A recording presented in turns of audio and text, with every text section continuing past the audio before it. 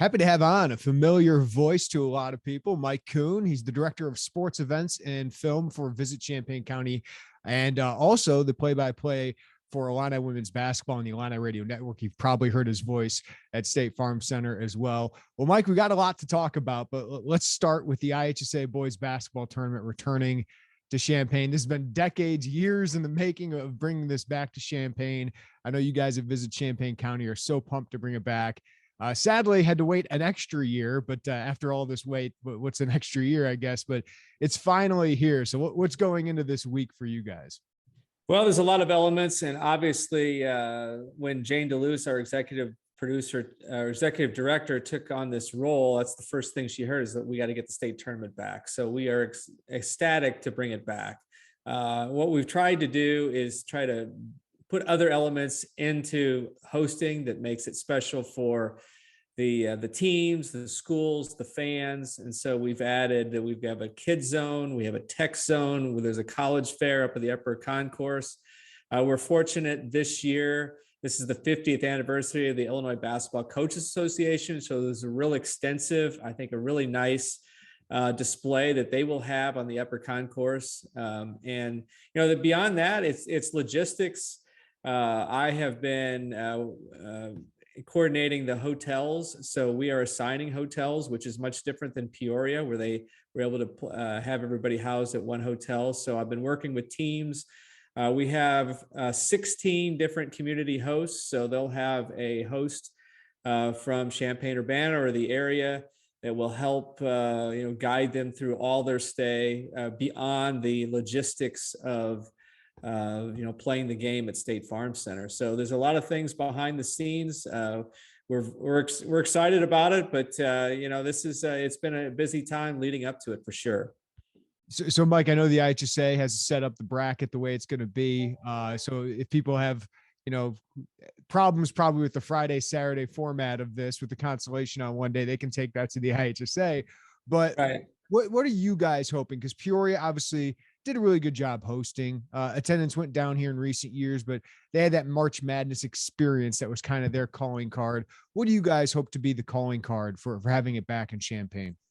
Well, we mentioned a few of the other elements. I think the venue itself, State Farm Center, we bid on this event while the State Farm Center was under renovation, and they had to kind of imagine what that's going to look like. I know that now that it's done, and the venue is certainly a calling.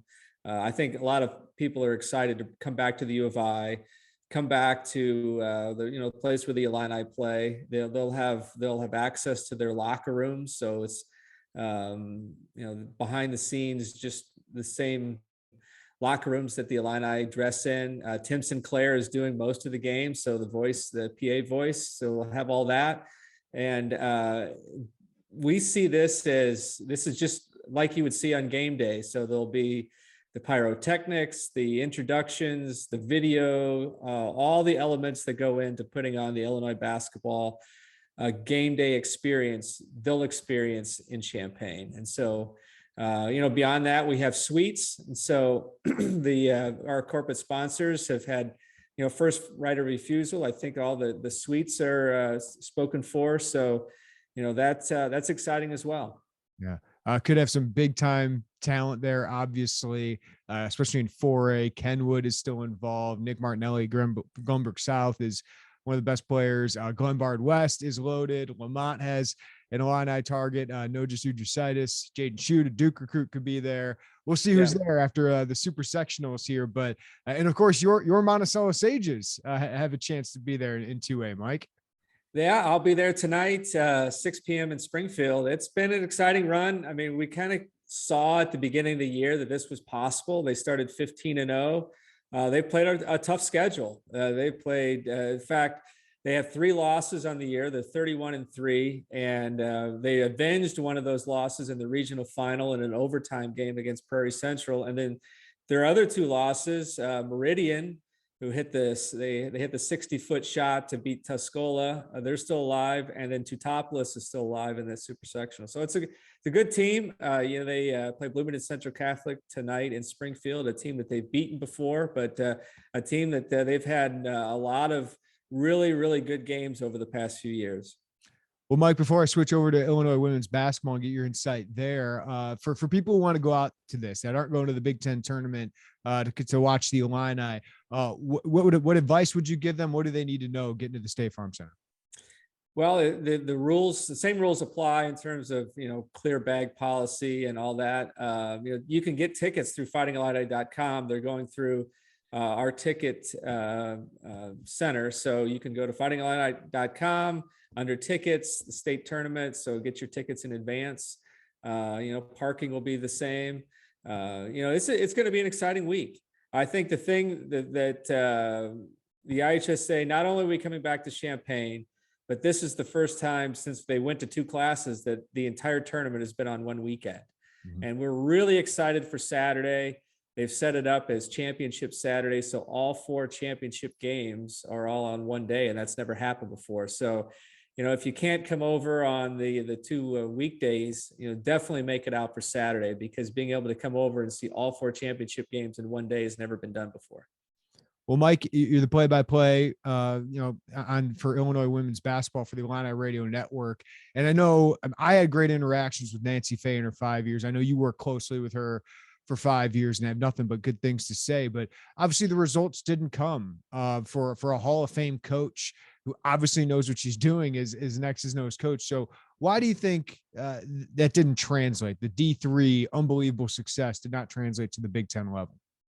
Well, as you know, it all comes down to recruiting. And she happened to come in at a time where I think the Big Ten has experienced unprecedented success. They haven't had a Final Four team in this run, but I think they'll have 5 teams this year that will host first and second rounds, which means they're top 16 seeds.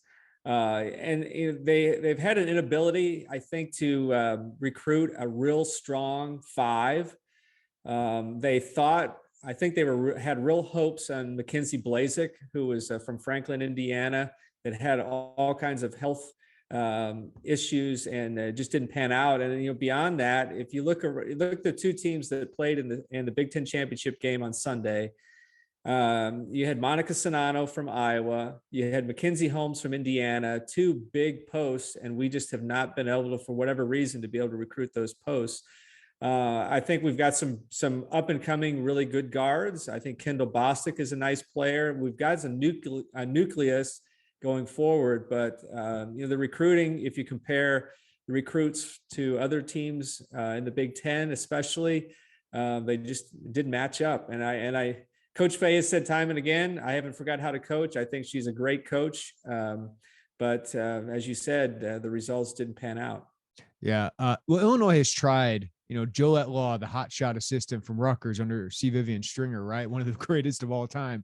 The mid-major star, and Matt Bolon, who I thought was a slam dunk hire, got some recruits early on, but just couldn't sustain it. And we know some of the off-court issues that seem to be happening there. And then you have the D3 Hall of Famer, Nancy Fahey. What do you think this program needs right now, Mike? And what is a different era of women's college basketball, it feels like?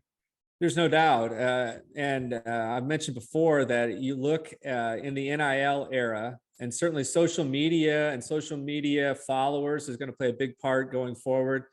Girls basketball players have the social media following. In fact, if you look at last year, the largest follower of any college basketball player was Paige Beckers at UConn, a women's player. I think it's that compared to 5 years ago is going to play a part in this hire. I always, my analogy in trying to get over the hump, because certainly other teams in the Big Ten have done it. Indiana had no success in women's basketball. They were among the bottom, and they've been able to raise up to the top. Michigan has never won a Big Ten championship, and they've been kind of mired in the middle of the pack. And they've risen to be a top 10 program. So it can be done at Illinois. I think what needs to happen is, my analogy is, imagine going up an inclined driveway with ice you have to gun it to get up the driveway. And so I think what happens in the first 2 years, you have the transfer portal. I think whoever comes in has got to have some connections to the transfer portal and get some real strong players in, perhaps players that they had on their roster, say they're an assistant or some other contacts that they have, to get the thing jump started. I think that we have a nucleus of players. You look at our 5 starters, there are 2 freshmen and 3 sophomores that I think could all play a role, but I think it's going to take somebody that can come in and really hit the ground running and make an immediate impact over the first couple of years, and then back that up with recruits from high school. Because if you don't do that, if you don't have success recruiting the first couple of years, it's awfully tough to get it turned around. Yeah, I want to ask you, Mike, to be able to have some success, like say a Brad Underwood, you got to inherit some players, and he didn't inherit a lot, but you got to turn some of those players and recruits you got into impact players like Trent Frazier, DeMonte Williams, and such. So Illini, right? Jada Peebles has scored a lot here, and you have Camille Jackson coming in, a really top-ranked recruit. McKenzie was a really good freshman for them this year, one of their top scorers. So what does the next coach have?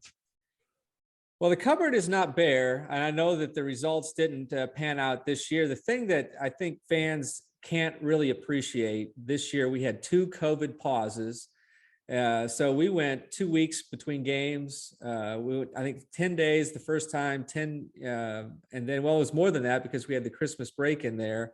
So not only did we not play games, they didn't have a full roster for practices. And so, what would have happened had we not had those COVID pauses? You're trying to develop a young team. I think certainly the results would have been different, but they played 2 really strong games, I think, at the Big Ten tournament. I know we lost by 18 to Nebraska, but they made 15 3-pointers in that game, and hats off to them for doing that. But Delia McKenzie had a great Big Ten tournament. I think people have an appreciation of what she can bring to the table. And Jayla Oden, who had some health issues early in the year, is starting to come on as well. So I think our backcourt with Illini is in pretty good shape. We just need to really improve the front court. Erica Porter played pretty well in the Big Ten tournament, and Kendall Bostic led the Big Ten in rebounding. But as I mentioned at the top, to succeed, especially in the Big Ten and probably nationally, you need a real strong post to anchor that. And that's going to be important going forward. Mike, I don't know if you're in your role, you have names in mind that you're willing to throw out there, but if you do, go ahead. But what do you think? What do you think this program's capable of? What do you think Illinois women's basketball, which hasn't made an NCAA tournament since 2003, right? Like, what do you think they are capable of in a 5-year span here? Well, I mean, if you look at the high schools in Illinois, and I've said this to many people, that there are more quality high school girls players in this state than there are boys players. I mean, certainly there's some talent on the boys side as well. It's going to take somebody to say, or a couple somebodies to say, we're going to stay home, and similar to what Io DeSumo did on the men's side. Is there a player out there that can say, we're gonna start this and we're gonna build it and we're gonna win? And at the end of Io's stay here, the team was back in the NCAA tournament, and so it's going to take a few of those to make inroads in the state. Now, in the meantime, those players are going to Iowa and Michigan and Notre Dame and such. You have to have a connection somewhere, and so one of the people that I would have my eye on would be Kelly Bond, who is she's an associate head coach at Texas A&M. She played for Teresa Grentz. She was on 2 Sweet 16 teams. She was from Chicago, Whitney Young. So she has the Chicago connection. She's on a staff that's won a national championship at Texas A&M. Dynamic. I think she would be really good with the public. So that's just one name to kind of throw out there. But somebody of her ilk that can not only energize the recruiting, but re-energize the fan base. I think the Illini there's a potential there from a fan base standpoint to really start to grow the crowds at State Farm Center. I mean, you look at the crowds that have happened, and I mentioned the two programs are in the Big Ten championship game. Iowa sold out their last game. They were playing for a Big Ten championship against Michigan. Carver Hawkeyes sold out. Indiana has had, they built through winning the WNIT, and then they've managed to continue to build their fan base. And so to have a coach that not only can help recruit, but can really be the poster of your program, I think is going to be important as well, because you got to build the fan base. And it's one of those chicken and egg things, because you bring recruits into a State Farm Center that is not very full at all. It's tough to sell that, but it's tough to get fans to come out if you're not winning as well. So, at some point, you're going to have to break through, and I think there's potential here. I mean, like I mentioned, the programs at Indiana and Michigan that had no success. Minnesota, back in the era that you're talking about, the mid to late 2000s, they were at the very bottom. They got a local product in Lindsey Whalen that said, "I'm going to stay home." Brenda Fries was the coach at the time when they recruited, and a few years later they were in the Final Four. So it can happen at Illinois. It's the Big Ten, as I said, is strong and getting stronger, and it's so be up against that. But the potential is certainly there. Mike Koon, visit Champaign County, also play-by-play for Illini women's basketball, a jack of all trades. Mike Koon, can't thank you enough, man, for the time. Absolutely. Happy to do it anytime.